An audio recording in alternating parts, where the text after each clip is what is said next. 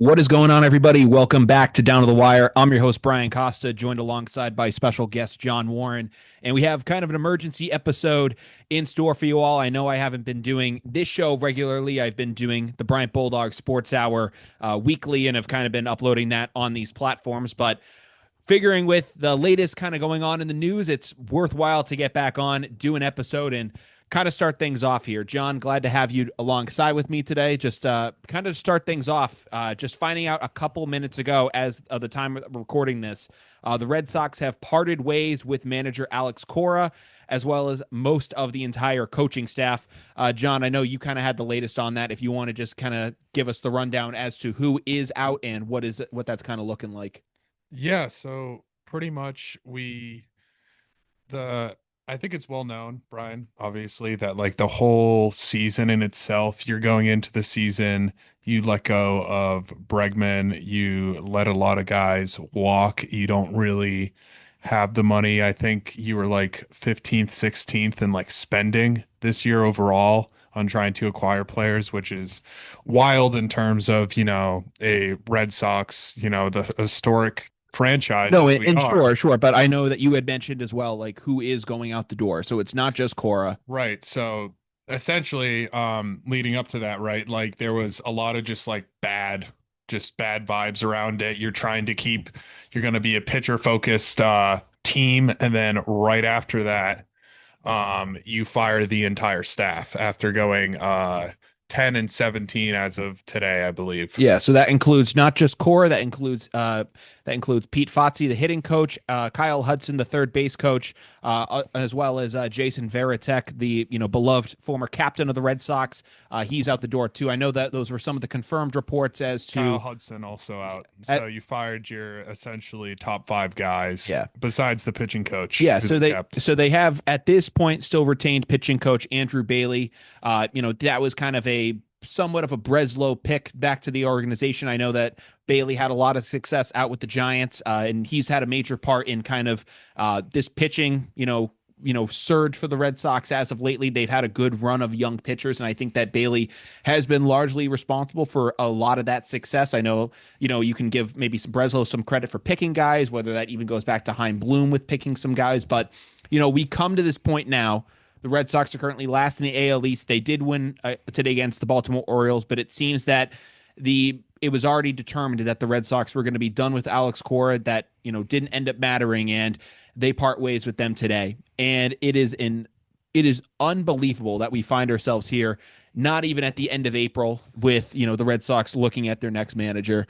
And we don't even know what's next for this team. And I think we were kind of talking about it before. Craig Breslow now has a chance to do something that Chaim Bloom never did, and that is pick his next manager.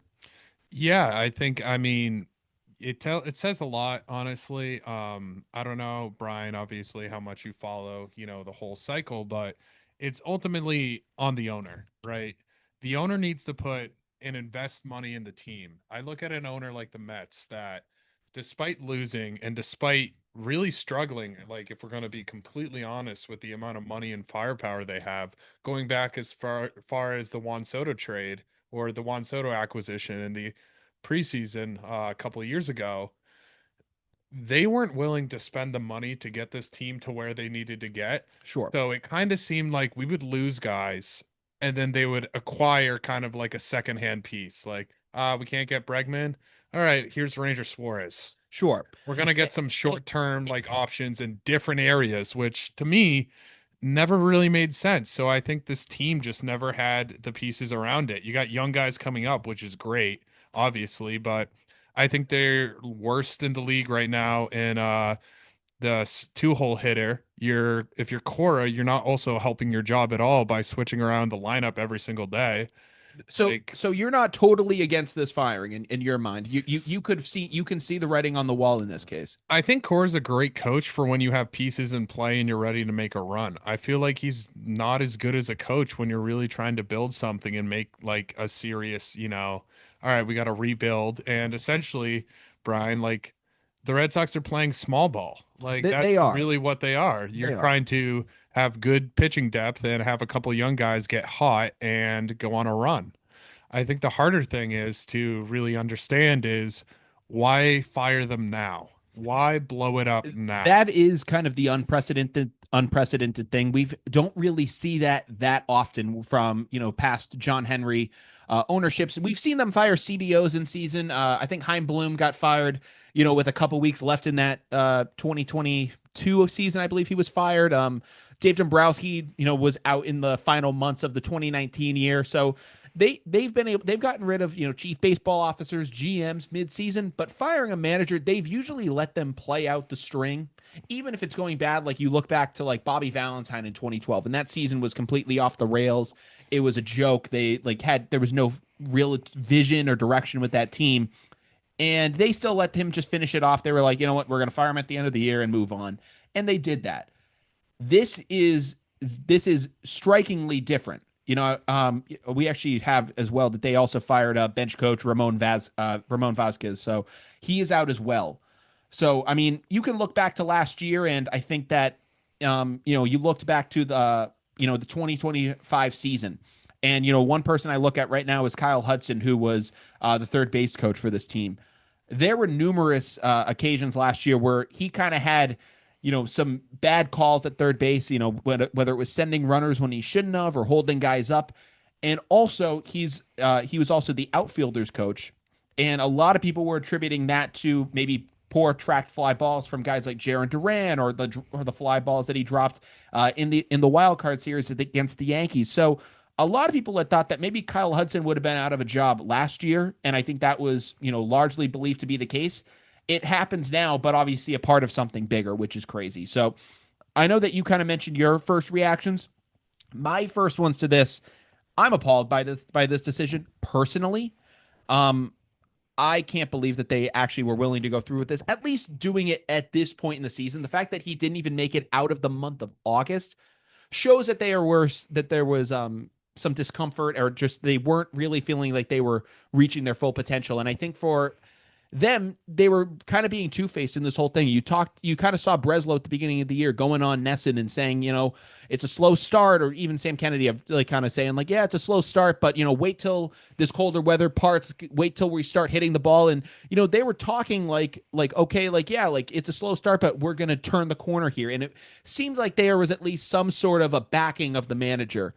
So to me, it doesn't just seem like it was poor play. It seems like it was something else, just outside of, the actual play on the field. It's whether that was, miscommunication with the players, whether they've lost the locker room.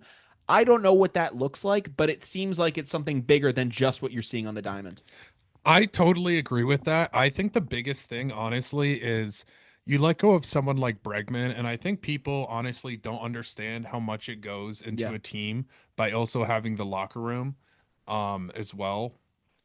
That's my concerns with the Patriots, like going forward, Sure. especially with all the Vrabel Sure, news. sure, sure. And we'll discuss that too, but We'll get to that, but you have to have the locker room. And I think yeah. that's such a big thing that goes so underrated, especially in Yeah. baseball. Having the locker room is, I mean, you can look back to like some of those like the break the curse teams. Like that's why we got there, because you had the locker room. Yeah. Everyone was on the same page.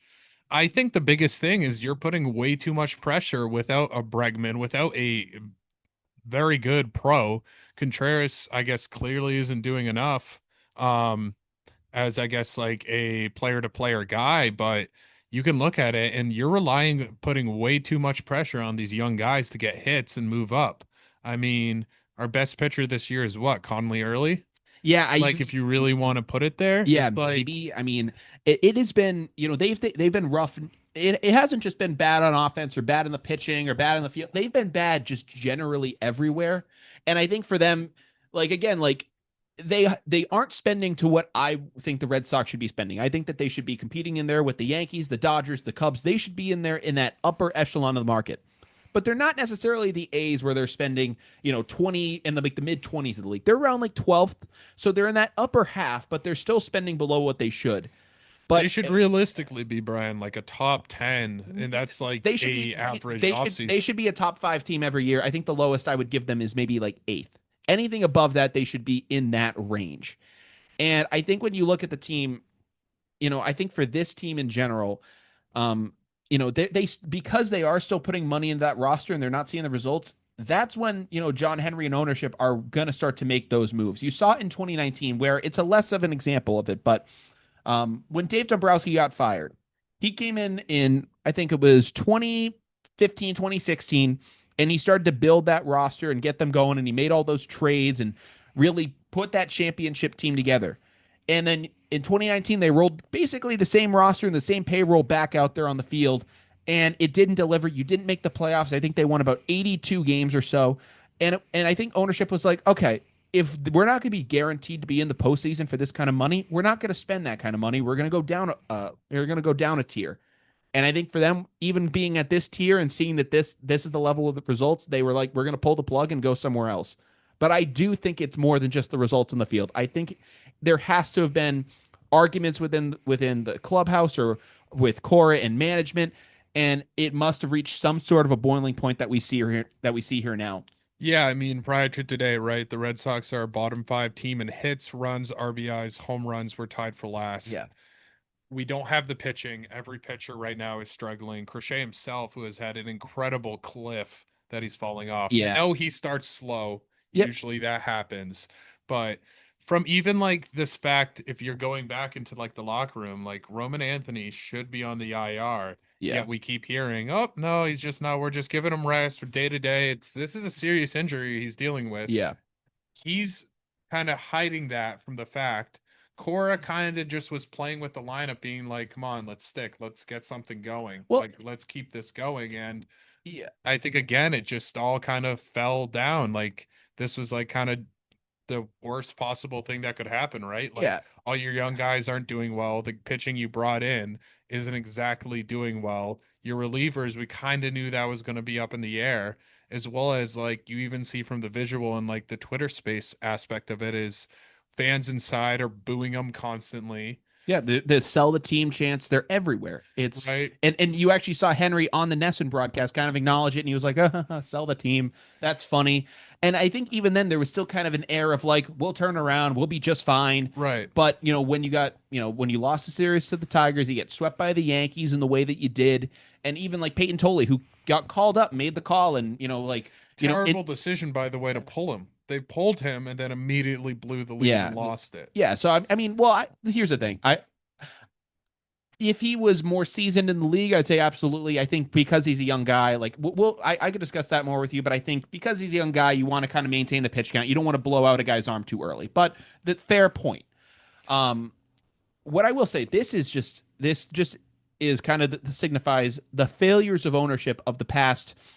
You could really even it's growing close to a decade at this point. I know 2019 was when they decided they weren't going to bring back Mookie Betts, but basically the past 7 years or so of what the failures of this ownership with this organization has done. And for me, obviously everyone looks back to the Mookie Betts trade as that line in the sand where everything changed. And for me, I've said it on this podcast many times. I've said it on other shows, but after that, it was like they positioned that as saying we're going to get rid of Mookie Betts, but we're going to use the money to sign Xander Bogaerts, sign Rafael Devers, and keep this young talent around. They did not do that. Xander Bogaerts walked out the door, and they felt then pressured to sign Rafael Devers to a contract and make him and put him in a position that they did not want to put him in. And the second that they had a potential out for them to get away from it, they shipped him to San Francisco. They got him out of there. And albeit they had Bregman last year, and I know it was a logjam at the position, they did let him go. And now you're in this impossible situation. You mentioned Anthony and the fact that he should be on the IL. The problem that you now find yourself in is that you've entrusted the franchise, the Boston Red Sox, to a 21-year-old kid. And that just is so unfair to this team. And that's so unfair to him and this fan base. It is ridiculous. I think the thing that I hate the most, honestly, is the Juan Soto deal. It seemed like from backnet reporting that we were right there with the number. We got edged out at the end, and I'm like, okay, you know what? That's a unprecedented amount of money that you're giving up for Yeah. a single player to be your franchise guy. Juan Soto's more than enough proved it, even if he has a couple off years within there. I think the thing that annoys me the most is with that money, you did not go get a guy. You Yeah. did not try to build off that and be like, all right, if we're not going to use this money here, we're going to put it elsewhere. And they The didn't. ownership decided, they punted on that, and that can even be seen like around like for some of their other teams, like the Liverpool chance has kind of gone or viral the with the Red. Penguins or whatever it is. Right. They've divested their money into different things. And I know that the bannerhead still says Fenway Sports Group, but they are in so many other ventures. They want to buy probably the expansion franchise in Vegas. They want to do the stuff with professional golf. They've been doing all these different things. And listen, they call it Fenway Sports Group because the Red Sox still are your moneymaker. And I think, unfortunately, you had kind of texted it to me about, they're selling Yankee gear in the Reds Yeah, it's not a good look. in the team stores. Like, I mean, and for me, I will say, I think that actually is kind of a thing that Major League Baseball kind of makes them I do. agree with that. I But think it the still is a fact that bad the look. team sucks, It doesn't I help think your case. it only gets vocalized. I Sure. mean, we saw it literally the other day. I know that we don't really talk soccer on here, but Liverpool is going to be losing like its top two guys. Mm. They're walking because Liverpool's not willing to pay. Liverpool's kind of struggling and going on the down. The soccer fans of that arena are literally chanting, "Sell the team." They're chanting worse stuff than "Sell the team," but Yeah. we No, can't say that here. exactly. But they're doing stuff like that. They're holding up posters. They're holding up yellow cards, kind of being like, "Get him out of here. Get the owner out of here." Yeah. And that was seen all throughout Red Sox Twitter space, being like, "Oh, how are they going to respond to this?" Because all of their guys, the Penguins are about to get swept. Like they are just doing things from not really a good, spot and idea. Like after acquiring these teams, I feel like as long as they're going to be making money and putting people in seats, this ownership is not going to change it. And I feel like Cora, who unfortunately is a great guy, great, players coach and everything else, he's kind of put in an unfortunate situation. I really think that he's a great coach. Like, don't get me wrong, but he's not a great coach for this team and where this was going. So I think you had to fire him, and I think he was starting to panic really going into this year, being like, what am I supposed to do with these guys? Like, I have way too many young guys. Yeah, they're good, but we have a log jam everywhere. Like Yoshida is like one of the most consistent hitters we have, unfortunately, and we never see him play because we have too many young guys they're trying to go through. Yeah, I am now just seeing some stuff. I was looking on Twitter, and it appears that that the current manager of the Woo Sox, Chad Tracy, has just been named the interim manager of the Red Sox. I've seen that first from the Talking Baseball podcast, posted about 5 minutes ago. So, Tom Caron also just released a statement. It says, Looks like the it Sea Dogs manager is taking over as third base coach. Okay, so yeah, this was from it believes to be from the Red Sox, posted from Tom Caron. It says the following. It says the Red Sox part ways with Alex Cora and members of the coaching staff. The Boston Red Sox today announced the club has parted ways with manager Alex Cora along with 5 members of the Major League coaching staff. Hitting coach Peter Fazzi, third base coach Kyle Hudson, bench coach Ramon Vazquez, hitting coach Dylan Lawson, and Major League hitting strategy coach Joe Cronin. Game planning and run prevention coach Jason Veritek has been reassigned to a new role within the organization. Details of his reassignment will be announced at a later date. And this is a quote. It says, quote, Alex Cora led this organization to one of the greatest seasons in Red Sox history in 2018. And for that and the many years that followed, he will always have our deepest gratitude, said Red Sox principal owner John Henry. Womp womp. Yeah. Quote, he has had a lasting impact on this team and city. He has led on and off the field in so many important ways. These decisions are never easy, but this one is especially difficult given what Alex has meant since the day he arrived. Obviously, Cora had 2 stints here in Boston, coming originally in 2018 and 2019, then was let go as a part of the sign stealing scandal that dated back to Houston. He was suspended for the 2020 season. That was the year they brought in Ron Renicky as the manager. They then fired Renicky at the end of that season, brought back Cora in 21, and where he has served ever since. So it's been about an 8-year stint. He had the 1 year off there in 2020, serving that suspension. But now we find ourselves at this point. It is interesting to kind of get that official response there now. I'm just kind of taking a look and seeing some of the different things start to pour in on Twitter. It says, yeah, Sea Dogs manager Chad Epperson will be the interim third base coach. So it seems like the Red Sox are keeping things in house for the time being. Which I kind of figured it was going to be tough for them to look on the open market and bring in somebody kind of new. From what I've seen from Chad Tracy, I don't know much. I've been to a couple Woo Sox games. I've seen some of the clips of him. I think we've seen him on social media when some of these young prospects have gotten promoted within the organization. We've seen that of like him talking to the guys. So it seems like he might have a good rapport there. For me, I don't know how much that translates to the major league level. I've heard good stuff about Tracy, but don't know enough to really make a call as to this point. So we'll see what it looks like going forward there. But like we look at it too, and I think it just wasn't the Mookie Betts deal. It was the fact that again, Xander Bogaerts in 2022 got a massive deal from the Padres, and I wasn't expecting the Red Sox to pay that, but they had a chance to go to him earlier before he had gotten to that free agency. They could have offered him. They felt pressured to give Devers that contract. They did that, and then he was put in that position where Bregman comes in and he was like, I want to play third, and he was very enthusiastic about that. And not that I'm saying that they should have caved to him, because I think that frankly I wanted Bregman at third. I thought he was the better defender. I liked the idea of him there, and maybe even having Devers play first or be the DH. And whether that was the fact that Cora or Breslow or ownership couldn't smooth that over, obviously led to breaking down that relationship. And then even now with Bregman, like, I know I'm kind of talking about a lot here, but you even see with the thing with Bregman, I think people kind of talked to Bregman when he was in spring training with the Cubs, and they were like, "Hey, what happened with the Red Sox?" And he was like, "Don't even want to talk about it." And so something with those negotiations even seemed to piss him off. Yeah, it seemed like, I guess, internally for the Bregman situation that he wanted to be in Boston. He was willing to take the pay cut and everything else, and the Red Sox straight up said, "We don't want you. We're good." Um, I think the crazier thing is that now moving forward, what does this mean for the rest of ownership and kind of higher ups? Where do you pivot from here? Is the GM going to be gone? What are you thinking? I mean, well, so I'll take a look at this. Before I answer this, I will say this. I'm seeing from Chris Cotillo of Mass Live. It says that Sam Kennedy and Craig Breslow are going to do a presser in Baltimore tomorrow morning. It's ridiculous. They should be doing one right now. If you're making that kind of a decision, you don't let that wait until morning. That is ridiculous. You should make that move. You need to make an announcement right away. You can't be waiting until the morning. That's ridiculous, in my opinion. First thing there. Yeah.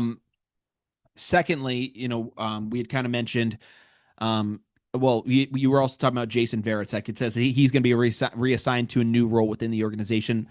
That kind of makes sense. I understand why they're doing that. They don't want to fire the guy that was at once the captain of the team, so they'll make him some office level executive within baseball. Like, probably not anything like too high of power, but something along those lines. What was the point that you originally had that you wanted to reiterate to me? The question you had. I would say, what does this mean for Breslow? Do you think Sure. behind closed doors, John Henry kind of being cheap here, do you think Breslow is kind of like, all right, dude, you got this year, try to figure it out. If you can produce enough on the field, Breslow keeps his job. If not, see you, Breslow, you're out. And we just roll into next season with a clean slate for everything. There's a chance of that. I think that right now, what you're kind of seeing is Craig Breslow. Yeah, he is trending on Twitter for all these other reasons, but um, I think for me, I don't trust Craig Breslow with another trade deadline. I don't trust Craig Breslow Period. But with trading snacks at a lunch table, bro. no,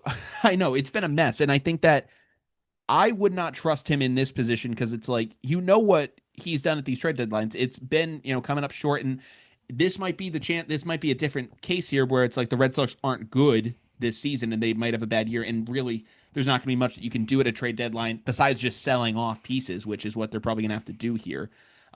Whether that's selling off Sonny Gray or some of these other older guys that you maybe originally had invested in, it could look something like that. So I don't know. It's going to be interesting to see what this all kind of comes down to, but yeah, it's just a really tough look right now as we kind of see it start to pan out here.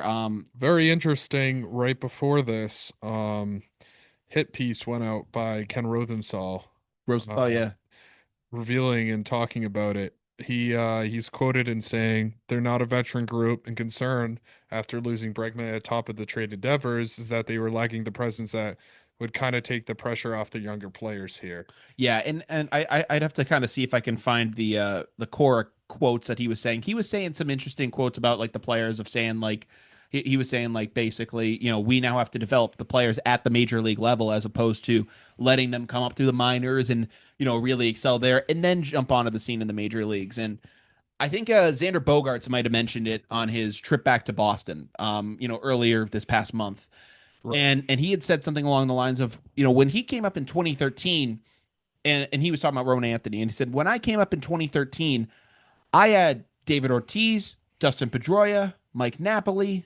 all these other, great players, Jacoby Ellsbury, all these other stars in the field that I was able to kind of just, they were able to plug me in and I was able to just do what I needed to do, earn walks, have good ABs, and just be that kind of a player.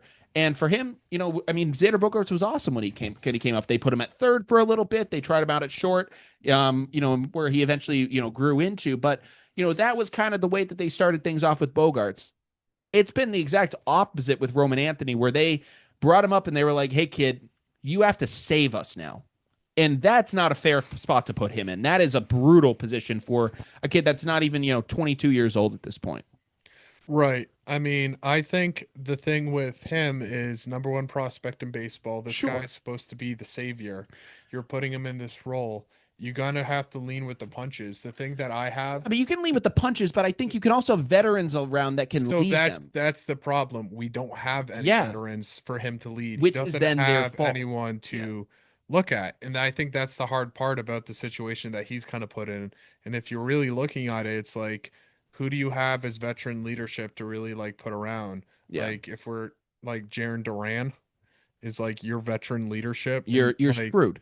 that's not veteran leadership I at mean, all. listen, like Duran has his likable qualities, but he also has plenty of his like his problems as well. I think he can be kind of bombastic. You saw, obviously he was getting there was the situation in Minnesota, which if those fans were saying those things at him, he should, those fans should be banned for life. I don't have like the patience for people that are doing that kind of stuff. But he's Right. had incidents like that in the past for something far less, where people are telling him to use a tennis racket and he's yelling, slurs into the stands, like things like that. Like I don't know if he's necessarily the guy that you want to have leading the ball club. I don't know if, some of these other guys are. I don't really think there's a person in place that Roman Anthony can go to if he's struggling right now and be like, hey, man, what do I do? Like, I don't know if Wilson Contreras is that guy. I think, there were still reports saying that he was calling Alex Bregman over in Chicago and being like, hey, any advice you can give me? That's not the thing that's not good enough. You can't be calling another player and being like, hey, what's the advice you can have? You need to have that structure in place, and the fact that they don't is a failure. Yeah, I mean, I don't think really there's much else to say on this Red Sox kind of topic. Like really looking at it, it's really the biggest thing is just they did this. I think they fired them at the wrong time. I mean, I bet you the Mets are probably going to pick up Cora right They away. should. If we're being honest, like he's kind of that perfect guy for that Mhm. role. You saw it in 2018. Like he's a perfect guy for when you have high paying team and you have all the pieces there, but you need them to play well. He's your guy for that. He can put them in.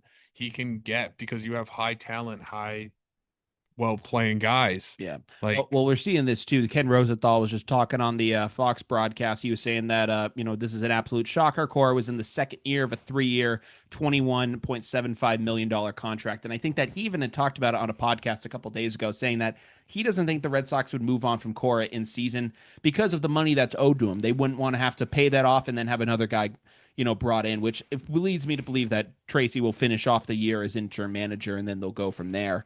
But yeah, just a complete mess on their end. I think that, like you said, we're kind of seeing more stuff come out, but as of right now, we've kind of covered what's gone on with the Red Sox as to this point. At this point, I don't know who managerial candidates would be, people like that. It's kind of too early to tell. I don't really think there's anyone currently available that they could bring in. It'll be a matter of what goes on this offseason, but Cora's going to find himself with a job. He's going to be probably the top managerial candidate available. He'll get in with one of these. Unfortunately, the Red Sox don't fit this category anymore. But a high spending, highly competitive team, which unfortunately Boston isn't anymore. They're like I think you had mentioned it, John. They're more of a small ball, money ball team, which is sad to say. But that's where we find ourselves at this point. yeah, there's really nothing else I can add to that. I mean, the one thing I would say for Red Sox faithful is I mean, looking at this team, you can hopefully, try to claw your way back and be, it's still early. There's been, worse starts for teams that have made the playoffs or even scraped to at least be somewhat competitive towards end of year. Sure. Looking forward, kind of going into the off season, there's going to be a lot of questions, and I feel like the biggest question is who's going to be the full-time manager, what are you going to be put in place? Is, are we still going to be looking at, Craig Breslow Yeah, as the guy? And on top absolutely. of that as well, you know, is there a slim chance that moving towards the top, the owners of this team, if they continue to struggle the way that they're probably going to struggle, are they going to throw money at it, or are they going to, the Fenway Group, kind of take a look at it and say, all right, we're going to step aside? And that's not even mentioning, I Brian, I don't think that's not even mentioning if you're a free agent going into next year, why would you want to come to the Boston Red Sox? there's no reason, in my opinion. That's, I think, the thing that's going to hurt them the most. Mhm. Well, I think like you had said, and this is kind of where I'll end with this, but the Red Sox lately have created a culture that, like Cora was able to survive for a long time, but it was typically like they don't have, much patience for, failures or things like that. Like Cora was able to outlast it, but Bloom, I think, got what, 3 years. Breslow is on his third year, so we'll have to see what it looks like at the end of this tenure. But it's like you have a short leash, and it's like if you're not up to the challenge, they're not gonna keep you around, and it's tough. And I think that also, like you had mentioned, that teams have had much worse starts and clawed back from it. I think that you make a good point with that.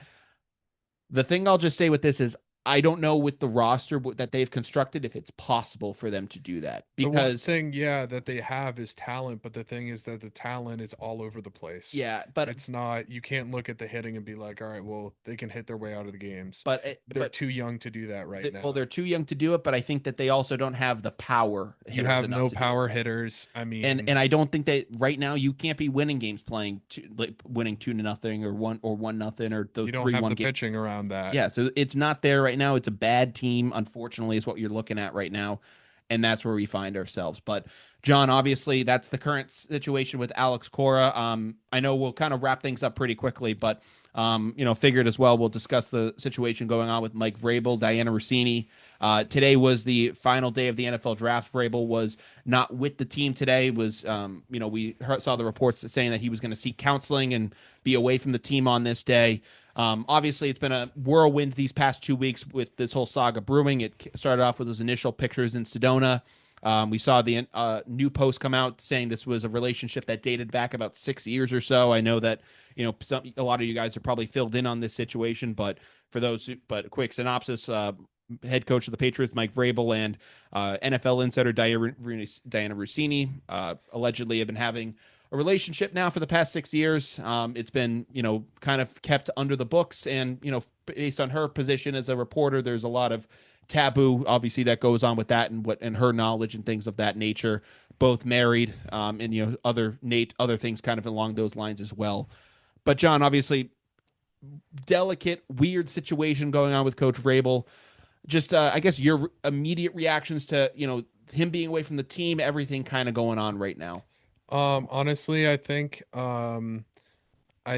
it sucks, obviously. Yeah, I think the biggest thing for him not to get fired, obviously, because I think there is a chance that he sure. does get let go, Yeah. and some of his kind of staff stays around that, regardless if that's the defensive coordinator who's kind of gone, not Zach Kerr, the other one, Terrell Williams. Terrell Williams. He's had coaching experience, but obviously it sucks. It hurts his coaching style as he is very much a player's coach. Yeah, If he told initially, the Crafts, when this all came out, was truthful with them and talked to them about it, I believe that Robert Kraft, kind of knowing his style and how he likes to do things, he would most likely retain the position moving forward, and it would be a smear on it, of course, but would retain the position moving forward. Unfortunately, for Dianna Orsini, and knowing this, throughout the athletic,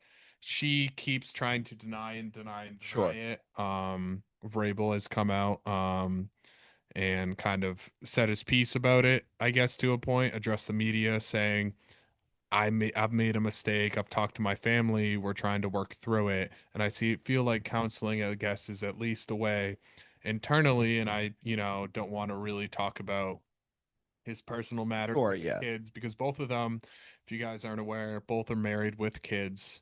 Um, and that's the part that is really messy about it. So let's Yeah, not get and into I'm that. not going to get But into all that, but obviously there's that whole situation there. You had mentioned that you think that he could lose his job over. I think that he's personally safe, and a lot of people with this being in Boston, a lot of people were drawing comparisons to like Ime Udoka with the Celtics, where it was that was a situation where it was someone that was worked for the Celtics, and it was kind of that a little bit different, but it was still someone who was wrapped up in a similar kind of scandal and did ultimately was let go for it. I find it to be a little bit different with Vrabel, and also just how the coaches work in the NBA versus the NFL. I think NFL the coaches are a real culture setter, and not that NBA coaches can't be. You have guys like Steve Kerr, Greg Popovich, who have had those kind of, or Phil Jackson. People have had those kind of legacies, but NBA coaches for the most part can be pretty expendable. I think that for example, like Dwayne Casey with the Raptors was named Coach of the Year, and then was fired that next offseason. So and then they brought in Nick Nurse and then won the NBA championship. So it's like things like that can happen in basketball. In football, it's a little bit different. Like those guys, it's their program, it's their full thing.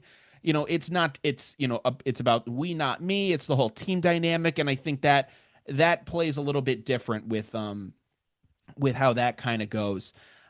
And I think the fact that that Vrabel was at the initial first round draftings of Caleb Lomu and all the other things that were going on day one and day two, I think for the most part, unless there's another real curveball in this scandal, I think he's going to survive it. The question will be whether he can be the same guy coming out of it. I think, like you had said, he's a very loud, energetic players coach. His identity was a kind of a large reason for their success last year. So it will be a question whether they can rebound from that and have some sort of success moving forward. right, I think the crazy thing as well is I guess as a player's coach, I mean, it's going to be awkward for a while for sure. But it seems like he addressed the team. He talked about what he needed to talk about. Kind of reminds me similar to when the granted much kind of more serious situation, but with the John Gruden Sure. firing when he came in and Yeah. he addressed the team and the ownership ultimately decided to part ways. Yeah. I, Uh, I think right now it'll be. I think maybe the Crafts had looked at it. I think that it seems to me that if he was going to be fired, he would have gotten fired already. and I think for the Crafts, I think that if they had gone 5-12 last year and they had been a bad team, and maybe there was a bad culture in there, and if they could have used it as an out and been like, let's get out from under this, like let's get away from it. But I think seeing the success that they had, and also you kind of have seen the different scandals, things that happened under Bill Belichick. Love Coach Belichick, he was awesome, but obviously those scandals did exist. I think if he was able to get through all the years of that, I think that this should be something Vrabel should be able to skate around and get past. Again, unless there's another curveball, that's another shoe that's left to drop, something else that happens, that remains to be seen. If that happens, then all bets are off. But if this plays out the way it does right now, it's been a couple days since we've had some more photos. I know, tomorrow's Sunday, that you could have some stuff come out in the Sunday paper. But as of right now, if this is kind of it, then I think he's okay for the most part. And I think him being away from the team, that's going to give them some time to kind of have some breathing room with this. And I think we'll see how it goes. But that's kind of like my little synopsis on Vrabel, Russini, that kind of whole thing right now. It's interesting. I was gonna, come on here last night and do a podcast about, everything going on with the Red Sox and all that stuff, but obviously made the right choice to do it today with you, John. Obviously the craziness going on with that. It's a wild time here in Boston sports. Didn't even have a chance to talk about the Celtics or the Bruins. Obviously, these two storylines are really kind of dominating the thing right now.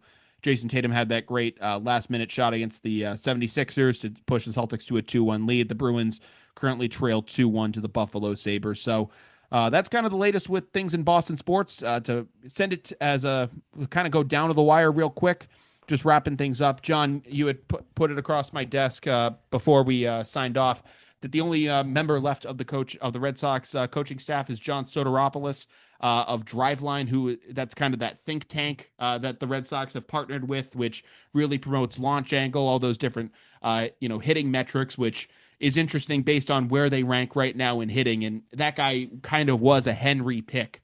So I think that the fact that he's still around kind of points that they're going to stay with that kind of analytics base. They're going to look for someone more that agrees with ownership and how they want to do things. So we'll have to see how that all pans out. But, again, for everyone, Alex Cora, no longer the manager of the Boston Red Sox.